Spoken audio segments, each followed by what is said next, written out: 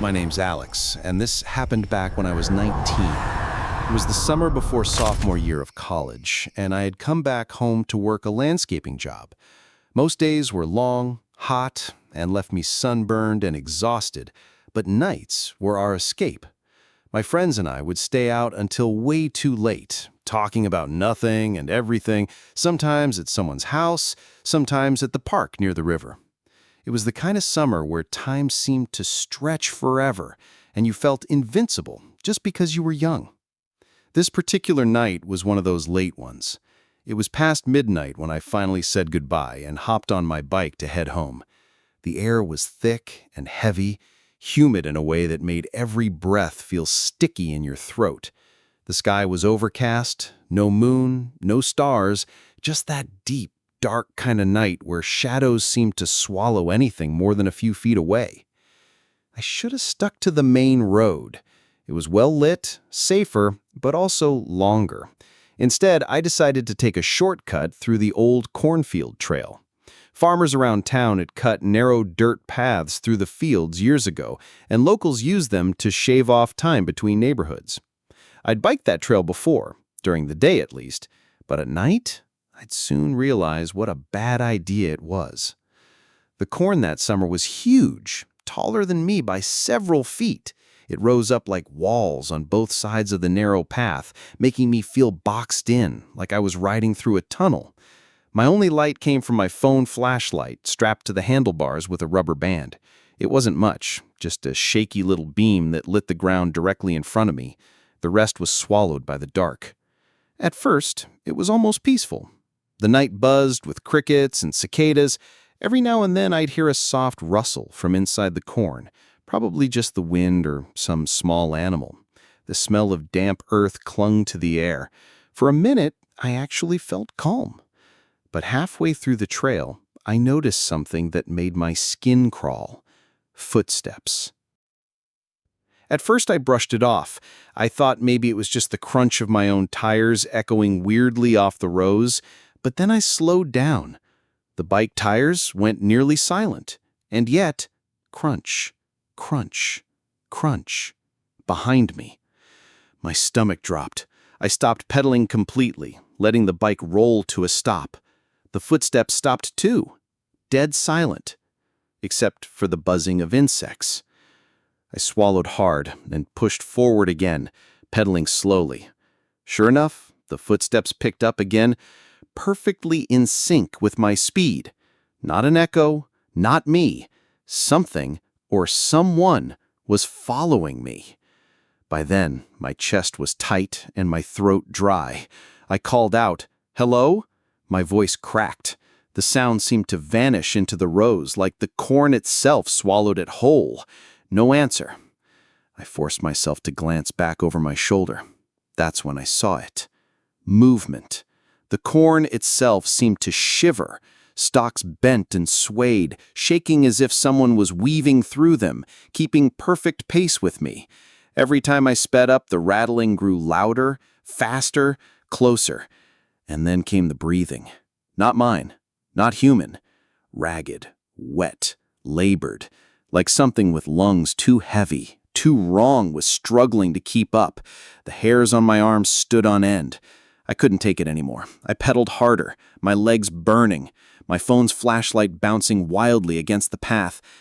And then it happened. Without warning, something darted out from the right, bursting from the stalks. It moved on all fours. The light caught it for only a second, but I swear to you, it was a person, or something shaped like one. Its arms and legs moved in these jerky, unnatural motions, too fast, too low to the ground. Its face stayed in shadow, but I caught the pale glint of skin, and that was enough. It kept pace with me, crawling. Its hands and feet slammed into the dirt with terrifying speed, its body lurching forward like it was built only to chase. No sound except the pounding of its limbs and that horrible, wet breathing. I screamed, dropped my phone, and just pedaled like my life depended on it. I didn't dare look back. All I heard was the frantic hammering of something keeping up with me, crashing through the rows. Too close. Too close. I don't know how long I rode like that. Seconds, maybe minutes. But finally, the faint orange glow of the streetlights appeared ahead. Civilization. Safety. I pushed harder than I ever had, my lungs on fire, my legs trembling, and then, just like that, the sound was gone. No more footsteps. No more breathing. When I shot out of the field and onto the road, I didn't stop. Not until I reached my driveway, where I collapsed off the bike drenched in sweat, my heart still slamming against my ribs. I didn't sleep that night. Every creak of the house, every rustle of the wind outside made me jump. The next morning, against every ounce of my better judgment, I went back for my phone. It was still there, lying in the dirt, the flashlight long dead. But the ground around it, that's what I'll never forget. The soil was disturbed, trampled, covered in impressions, dozens of them. Not shoe prints, not animal tracks, just long, deep indentations, as if hands and knees had pressed into the dirt again and again, circling, chasing. I picked up my phone and left without looking back. I never took that shortcut again. And even now, years later, sometimes when I'm biking home late at night, I swear I can hear footsteps behind me, crunching in perfect rhythm with my own. This happened 3 summers ago. My name's Brianna, and I was 27 at the time. A couple of friends had invited me to spend the weekend at their family's lake house. Honestly, it sounded perfect. Swimming during the day, fishing off the dock, and campfires at night. The kind of trip where you don't expect much more than a little relaxation and laughter. The first 2 nights were exactly that. We grilled, swam, and stayed up too late swapping stories on the porch. Nothing strange, just the kind of carefree summer nights you wish you could bottle up. But the 3rd night was different. We'd gathered around the fire pit close to midnight, finishing off the last of the marshmallows. The fire had burned low, glowing more than crackling. The lake was calm, the air heavy with the smell of smoke and pine. That's when I saw it. Someone standing at the dock. At first, I thought it was just one of my friends sneaking off to spook us. But when I looked around the circle, everyone was still there, their faces flickering orange in the firelight. The figure stood unnaturally still, tall, thin, framed faintly in the moonlight. No movement, no sound. I forced a laugh and called out, "Hey, can we help you?" Silence. The air changed instantly. The night insects that had been buzzing fell quiet. Even the water seemed to stop moving. My friend Nate grabbed a flashlight. He aimed it toward the dock. The beam cut through the dark, hit the wooden boards, and the figure was gone. Just gone. We scrambled down to the dock, half expecting to hear splashing water or footsteps retreating into the woods. But there was nothing. The surface of the lake was glassy and undisturbed, reflecting only our pale faces peering over the edge. No ripples, no bubbles, no sign anyone had been there at all. Still, something felt wrong. The air around the dock was colder, damper, like walking into a fog. We didn't say it out loud, but I could tell by the way everyone's shoulders stiffened. We all felt it, that sensation of being watched. We eventually headed back toward the house, trying to laugh it off. But then we saw them. Wet footprints. They led from the dock, across the deck, and stopped right at the sliding glass door to the living room. They weren't from bare feet or shoes. They were long, narrow, and oddly misshapen, as if stretched out of proportion. None of us spoke. Nobody even tried to joke. We just stood staring at those prints, shining faintly under the porch light. That night, no one slept. Every creak of the house, every whisper of the wind against the windows kept us wide-eyed, listening, waiting. By morning, the footprints were gone, dried up with the rising sun. We never saw the figure again, but the memory of that night never left me. Because what still unsettles me isn't that it appeared. It's that we never saw it leave.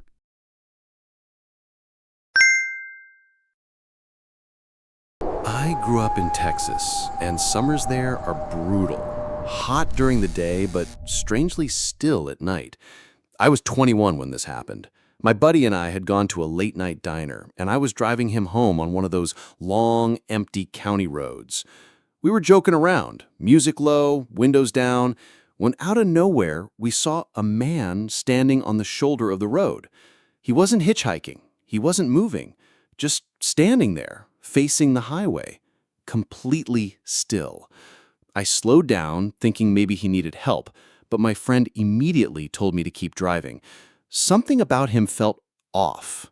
He was wearing this old, torn-up button-up shirt, and even from a distance, we could tell his skin looked wrong, pale like paper. As we got closer, I noticed his arms hung stiff at his sides, too stiff, like he didn't know what to do with them. His face was partly hidden in shadow, but I could make out the sharp angle of a jaw, unmoving, like a mannequin left on the roadside. My buddy whispered, "Don't stop. Please don't stop." As we passed, I glanced in the side mirror, and I swear on everything, his head turned unnaturally fast to follow our car, like a full 180-degree turn, snapping around in one smooth, silent motion.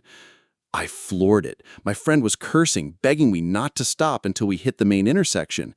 The whole time I kept checking the mirror, half expecting to see headlights behind us, or worse, that pale figure sprinting down the road after the car. But the road stayed empty. When we finally saw the faint glow of the intersection up ahead, I felt a rush of relief.